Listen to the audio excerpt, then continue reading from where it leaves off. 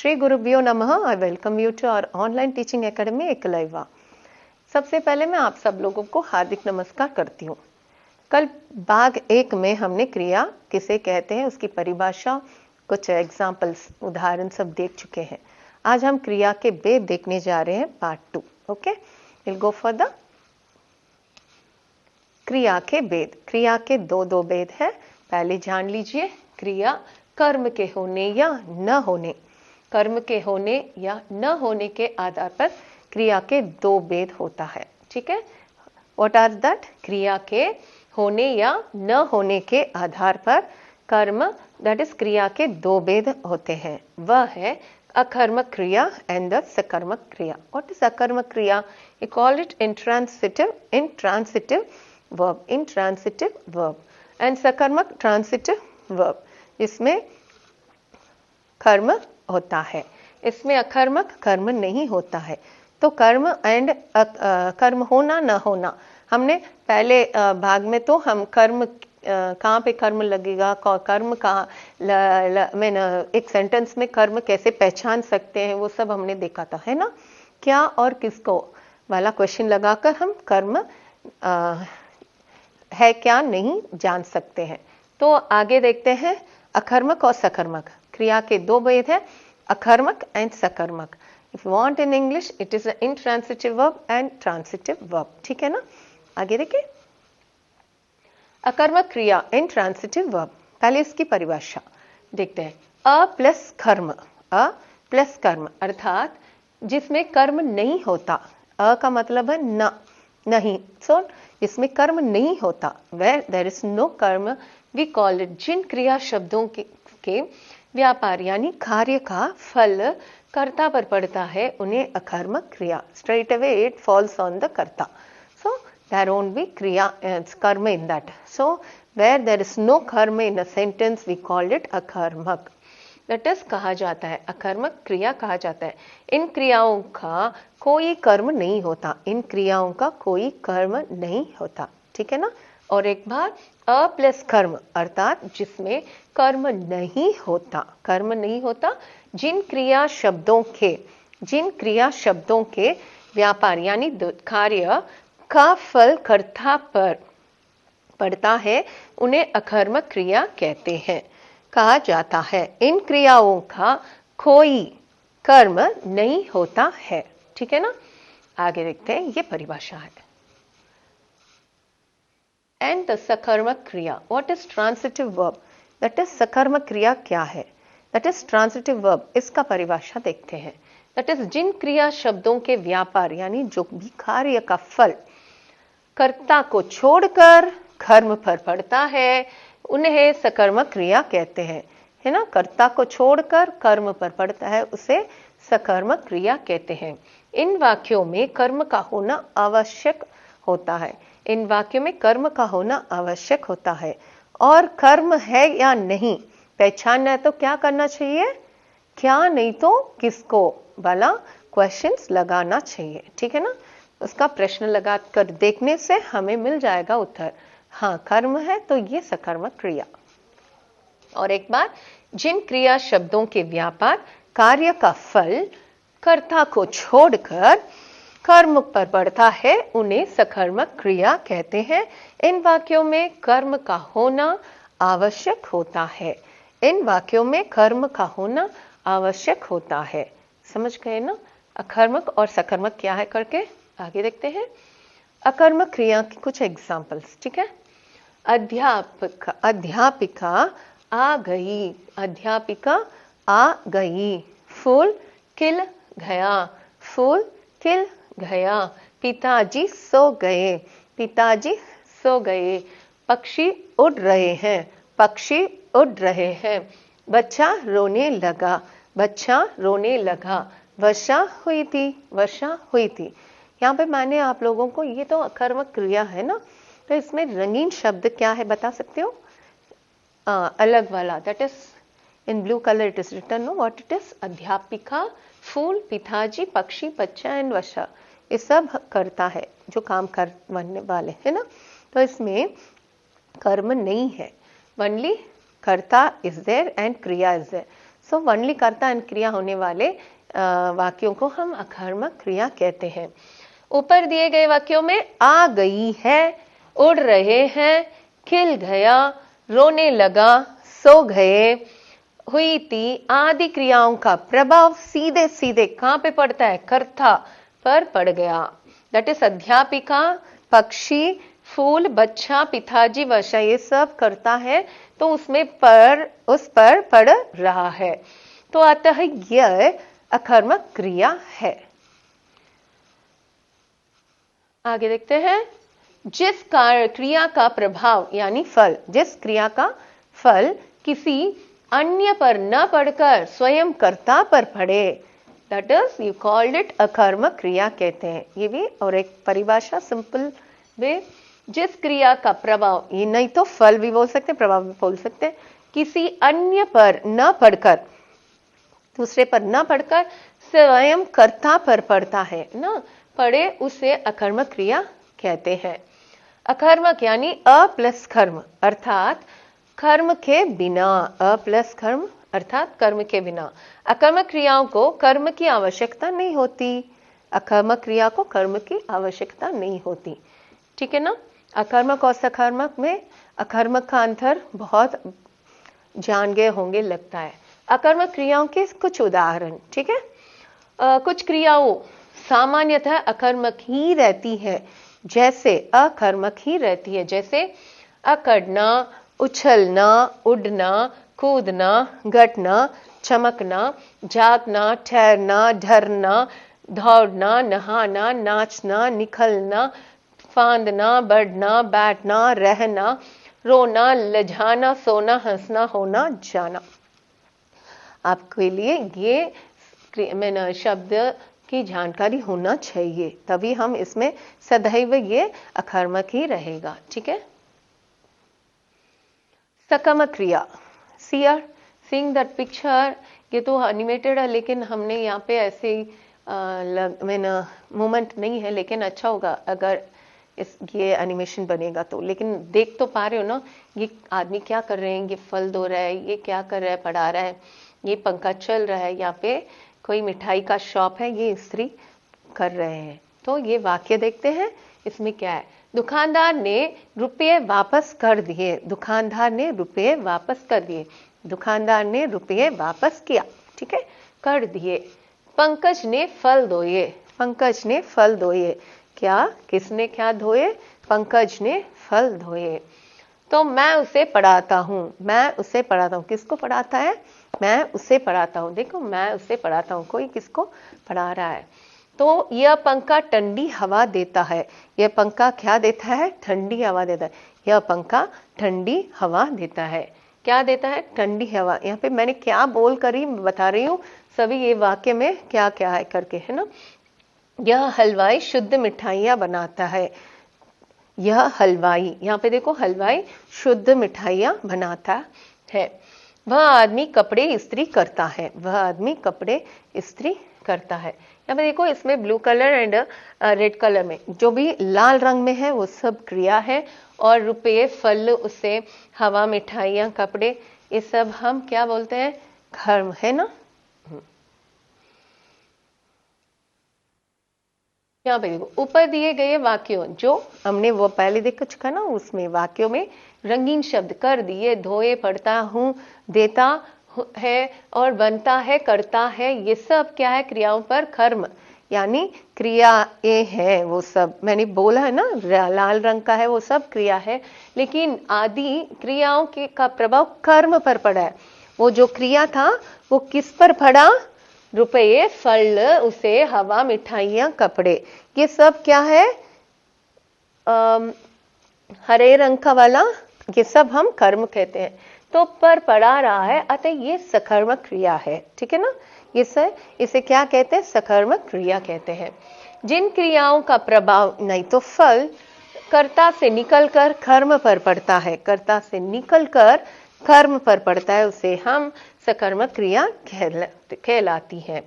सकर्मक यानी स प्लस कर्म, अकर्मक वाला अ प्लस कर्म था, ओके, जो इसमें कर्म नहीं है। यहाँ पे स प्लस कर्म है, अर्थात कर्म के साथ, स प्लस कर्म, स रेफर्स टू साथ, ओके, कर्म के साथ। इन क्रियाओं में कर्म का होना आवश्यक होता है, इन क्रियाओं में कर्म का होना आवश्यक होता है। और कुछ उदाहरण आपके लिए, ठीक है। आनंद खाना बनाता है, यहाँ पे आनंद खाना बनाता है। और तितली फूलों का रस पीती है, आनंद खाना बनाता है इस क्रिया। वो क्या, तितली फूलों का रस पीती है इस क्रिया। भरत फल खाता है का है वहां पे खाता है क्रिया। एंड मीरा भजन गाती है, मीरा भजन गा रही है, तो वो भी दैट इज गाती है इस क्रिया।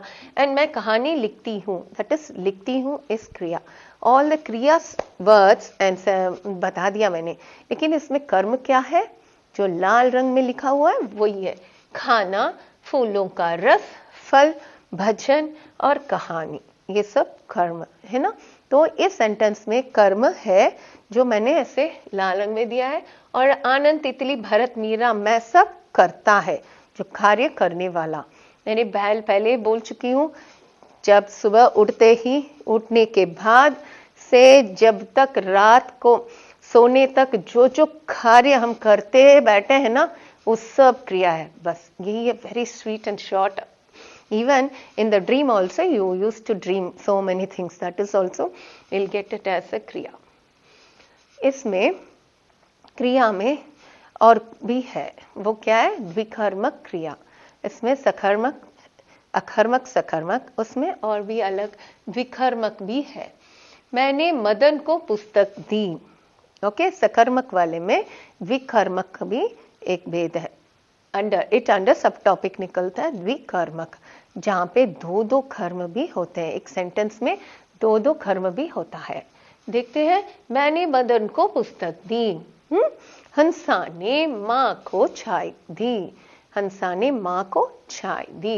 यहाँ पे ऊपर दिए गए वाक्यों में कौन कौन से शब्द कर्म है, आइए देखते हैं। मैंने मदन को पुस्तक दी, ओके, क्या दी, पुस्तक दी, किसको दी, मदन को। यहाँ पे दो दो कर्म निकल गया ना, तो इसे दो कर्म वाला द्विकर्मक, द इद द्विकर्मक, दो दो कर्म एक सेंटेंस में बनता है। हंसा ने माँ को चाय दी, हंसा ने माँ को चाय दी, क्या दी, किसको दी, क्या दी, चाय, किसको दी, माँ को। यहाँ पे दो दो कर्म आ गया है ना। समझ गए, द्विकर्मक क्रिया में दो दो कर्म बनता है, लगता है, ओके। ऊपर दिए गए वाक्यों में कौन कौन से शब्द कर्म है हमने देख चुका है, यानी पुस्तक मदन को और चाय माँ को, यहाँ पे दो सेंटेंस में। आगे देखते हैं। स्पष्ट है कि कभी कभी एक वाक्य में दो कर्म भी हो सकते हैं। जिन क्रियाओं के दो कर्म है अतः उन्हें द्विकर्मक कहते हैं। क्रिया है। कुछ अन्य उदाहरण and some more examples for you for द्विकर्मक क्रिया। अध्यापिका बच्चों से पत्र लिखवा रही है, अध्यापिका बच्चों से पत्र लिखवा रही है। यहाँ पे लाल रंग वाला दो, एक कर्म है बच्चों से और लिखवा रही है, दैट इज अनदर क्रिया, दैट इज दूसरा कर्म है द्विकर्मक। किसको लिखवा, पत्र लिखवा रही है। भैया कारीगर से कुर्सी बनवा रहा है, दैट इज कारीगर से एंड बनवा रहा है। माँ शिशु को दूध पिला रही है, माँ शिशु को दूध, दैट इज शिशु को एंड पिला रही है। रामेश्वर ने गाय को घास खिला दी, रामेश्वर ने गाय को घास खिला दी, गाय को और खिला दी। सिपाही ने चोर को हथकड़ी पहनाई, सिपाही ने चोर को और किसको पहनाई, हथकड़ी, किसको, चोर को पहनाई, ठीक है। हथकड़ी क्या पहनाई, हथकड़ी पहनाई। तो क्या खाया, खिला दी, एक मिनट,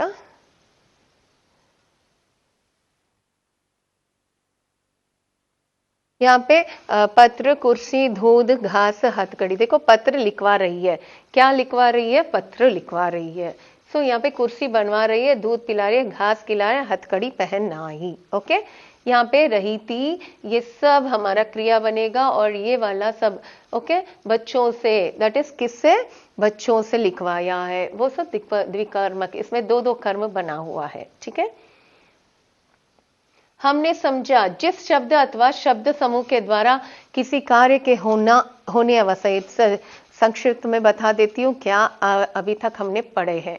ओके, हमने समझा जिस शब्द अथवा दैट इज शब्द समूह के द्वारा किसी कार्य के होना अथवा किया जाने का बोध हो उसे क्रिया कहते हैं। क्रिया किसे कहते हैं? That is the first one. Second one हमने क्या पढ़ा? क्रिया का मूल रूप दैट इज धातु कहलाता है। क्रिया का मूल रूप धातु कहलाता है, ये भी हमने पढ़ चुके हैं।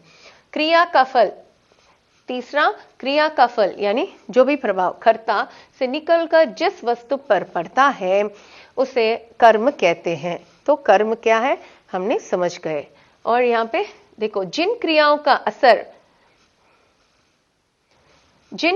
असर कर्ता पर ही पड़ता है, दिस इज चौथा वाला, fourth one we have learned, fourth point, जिस क्रियाओं का असर कर्ता पर ही पड़ता है वे अकर्मक क्रिया कहलाती है, वे अकर्मक क्रिया कहलाती है। एंड फिफ्थ पॉइंट, जिस क्रिया में कर्म प्रभावित हो उसे सकर्मक क्रिया कहते हैं। कर्म प्रभावित हो, कर्म हो, उसे हम सकर्मक क्रिया कहते हैं। एंड ये सब आप लोगों के लिए अभ्यास का है, यहाँ तक हमने पढ़ा है और ये सब आप लोगों के लिए अभ्यास का है। वाक्यों में से किस क्रिया शब्द चुनकर सामने लिखित स्थान पर लिखिए। क्रिया शब्द को जानकर, दैट इज तुम क्या काम करते हो, दैट इज करते हो, यहाँ पे करते हो इज क्रिया। Okay, you want me to do, I will write it for you. Okay, that is करते हो। एंड बच्चे इस मैदान में कबड्डी खेलेंगे। एंड बालक जोर से हंस रहा है। ओके, माँ कुर्सी पर बैठी थी। एंड मोहिनी विद्यालय जा रही है। ये सब क्रिया है ना, है कि नहीं? ठीक है, तो हम आगे देखते हैं। दूसरा, निम्नलिखित पंक्तियों में रिक्त स्थानों को उपयुक्त क्रिया शब्द लिखकर पूरा कीजिए। माँ मंदिर में पूजा क्या है कर रही है, आएगा, कुछ भी लिख सकते हो, है ना। माँ मंदिर में पूजा करती है। और चाचा जी वाराणसी से कब आएंगे भी लिख सकते हैं क्योंकि क्वेश्चन मार्क दिया है। माताजी 3 दिन बाद दिल्ली जाना है। माताजी 3 दिन बाद दिल्ली जाना है, यानी हमें जाना है। तो मैं उत्तीर्ण हो गया तो तुम्हें मिठाई खिलाऊंगा। यहाँ पे गया थो दैट इज मेल जेंडर है, तो खिलाऊंगा। निम्नलिखित वाक्यों में धातुओं के उपयुक्त रूप बनाकर रिक्त स्थान पूरा कीजिए।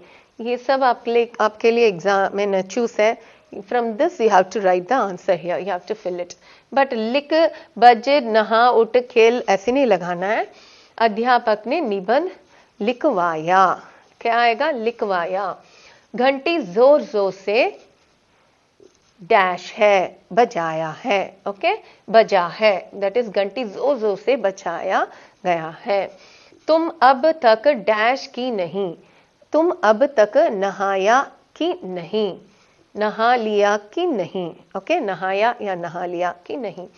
पिल्ला चोट के कारण चिल्ला हो उठा, नहीं तो उठा। सो पिल्ला चोट के कारण चिल्ला उठा। दैट इज बच्चे इस भाग में खेले थे, बच्चे इस भाग में खेले थे। ओके,